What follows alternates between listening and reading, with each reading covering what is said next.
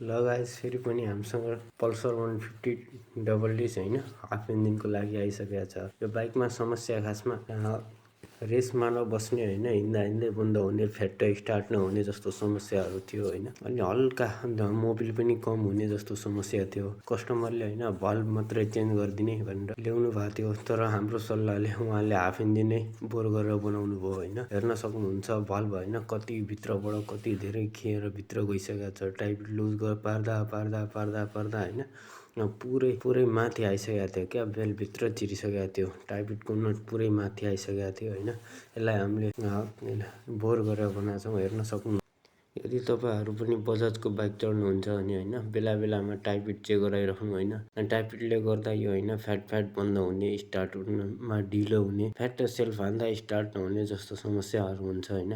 त्यही भएर तपाईँहरू पनि आफ्नो बाइकको ख्याल राख्नु होला। तपाईँहरूलाई यो भिडियो कस्तो लाग्यो लाइक कमेन्ट गर्नुहोला।